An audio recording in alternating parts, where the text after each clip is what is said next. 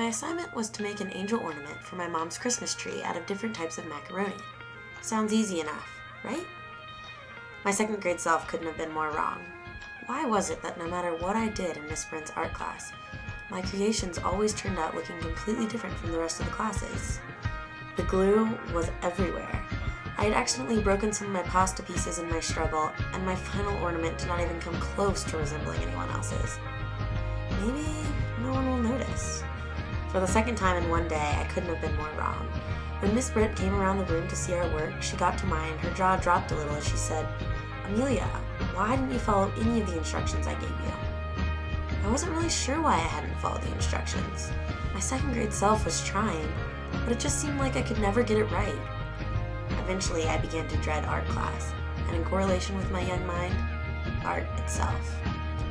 After a while, I would go to art class and question what on earth I was even doing there. I wasn't creating anything that pleased my teachers. I was told I wasn't following the instructions, and I wasn't enjoying myself. These bad moods I experienced in my art class would always send me daydreaming to far-off worlds where art had no place.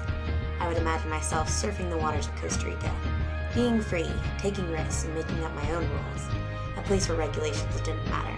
That's where I wanted to be. As I got older, though, the previous inquiry resurfaced. What am I doing here? What am I supposed to be getting out of all this? Was I in art class to do exactly what was asked of me? To create what my teachers wanted me to create? Miss Brent seemed to think so. And because adults are principal determiners in what children come to know and believe about art, I seem to think so too. Just like all the other classes I had, art as I knew it had a right and a wrong answer. There was a certain way to view the world, and everything else was simply wrong. But why do we have art in schools? What are we really supposed to be getting from it? Art shouldn't be like other classes, where students are told, "Here's the way the world is." Rather, the art should probe students to ask, "What do you think the world is? Or might be?" Maybe arts are supposed to propel and stimulate, fascinate and captivate, because they engage students personally with their true inner selves, not some concept of self imposed from outside. It's a shame that Miss Brent couldn't see my potential to be an artist, but I guess what art should teach us is that what other people think doesn't really matter. The arts invite us to express our own visions and values, and to explore the world from our own viewpoint and perception. Art shouldn't be something I feared doing because I couldn't create exactly what my friends and teachers created. Art should ignite the freedom, creativity, and imagination that all children are trying to get out.